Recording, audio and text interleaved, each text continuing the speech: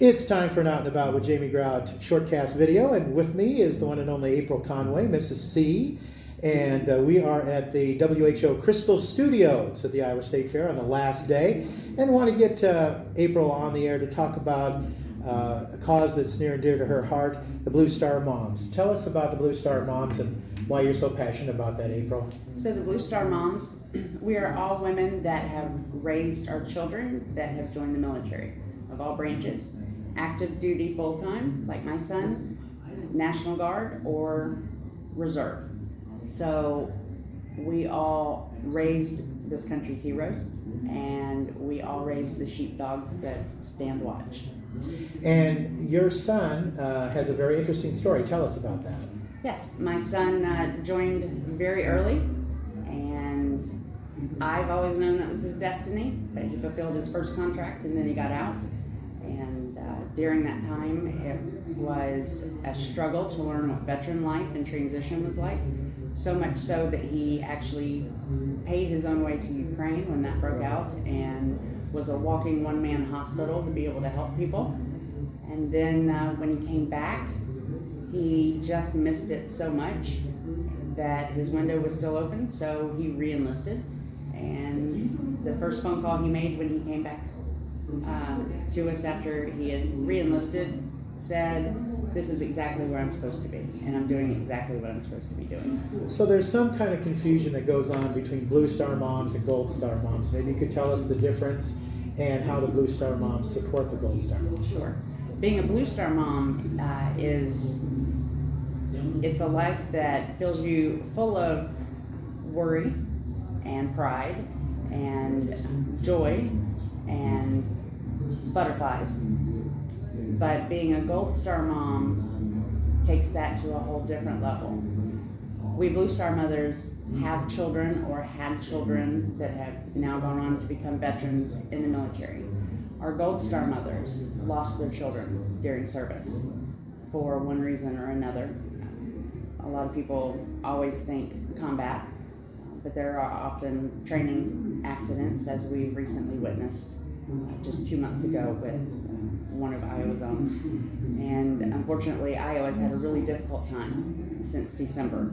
We have lost and sacrificed more than any other state in a very long time. We have lost 7 of our own. So to be a Gold Star mother means you've lost everything. So that is a club none of us ever want to be in, and we don't ever want to find out how difficult that is, but we watch our sisters that have lost their children, and we see the loss just on their faces.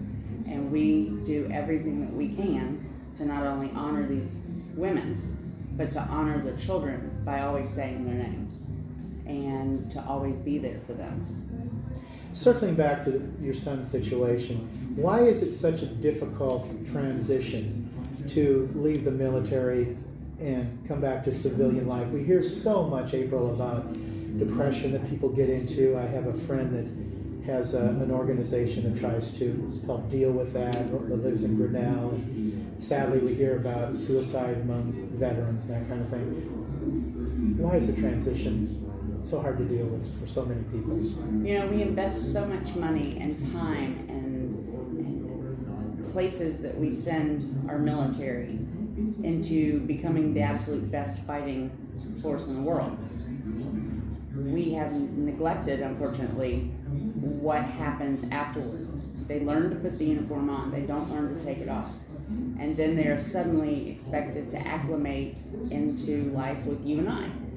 And although our lives are busy and our lives are sometimes stressful, we are nowhere accustomed or aware of the heightened sense of daily life and job lifestyle that our military has. We get up, we go to work, we deal with 12 minutes of traffic downtown, bumper to bumper. We do not go to work and drive and have to worry about who's shooting at us. And we do not have to go to work and worry, will the men and women on my left and my right be going to chow with me tonight? That's not our job. Sure. But that is what these men and women are faced with every day when they are on a deployment, because you never know what's going to happen, and you have to always be aware of what's happening. You always have to look out for your battle buddy, your brother and your sister. And then suddenly they get out and that's gone. And they are expected to acclimate to you and I, where our worst day is I'm running late, or I'm behind on a bill. Their worst day is losing someone in front of them. And oftentimes it is a situation where they will carry a guilt that they couldn't save them. We, in my opinion, don't necessarily do enough to teach them how to take what they've learned and what they do and their skill set from the military and realign it to what we do here in the outside world.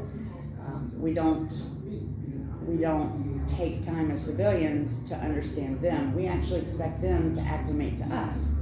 And the truth is, although they're the 1%, they're the 1% that's done a heck of a lot more than any of us. So I feel like we are getting better, but we have dropped the ball. We are way behind the goal line of where we should be to be able to support these men and women when they get out. Because truthfully, a 24-year-old young man who might be getting out of the Army has obviously seen and done a heck of a lot more than most 54-year-olds. How can our viewers support the Blue Star Moms, and what events do you have coming up that our viewers can help us support? Well, every year you can find us at the Crystal Studio on the fairgrounds during the state fair, because we are always trying to gather enough cards and letters and words of encouragement for our military. And this year we've added veterans to that as well. And what better place to get as many Iowans as possible to do that for you than the state fair. So we are on a continuous journey year-round of trying to gather the things that we need for our care packages that we do for the holidays. And last year we succeeded in 3,015. This year we are going to double our efforts by also including veterans and nursing homes. So we gather items for care packages year-round. We gather Christmas cards, children's coloring sheets, anything that will bring a piece of home and a smile to their faces when they open that box. They couldn't come home for Christmas, so Iowa came to them. That's the concept that we always look at it from. But we have a car show coming up September 19th, and that is our only fundraiser, and all the funds that we raise go towards our care packages. We also do spring care packages. We had a group that just deployed to DC, which is not a deployment that most people think of as a normal, but our Guard, that's what they do. And it was their rotation, but we have since been contacted by them. They needed specific things that would make them a little bit more welcome in the neighborhoods that they're patrolling, such as dog treats. So we put together care packages just for that group. If there is something specific that a military unit needs, all they have to do is ask. And moms will move heaven and earth for their kids. And whether they're our biological kids or not, if they're an Iowa military member, they're our kids. So that's what we will be raising money for in September at our car show with our auction, both live and silent. We have a bags tournament. We will have the Valley High School ROTC there to present colors. We're going to have a lot of veteran service organizations there to be able to share what they do, so more veterans can know what's out there for them. We will have a free will lunch, a free will breakfast. We're going to have a live DJ. We will have a 50-50 raffle going all day. So everything that we raise will be put right back into our care packages. Fantastic. The one and only April Conway, ladies and gentlemen, the spokesmom for Blue Star Moms here at the Iowa State Fair, the last day of the fair at the WHO Crystal Studios. April, thank you so much for chatting with me today. That'll wrap it up for this edition of Out and About with Jamie Grout. Till next time, Grout is out. See ya. You mind doing the honors and pushing the button?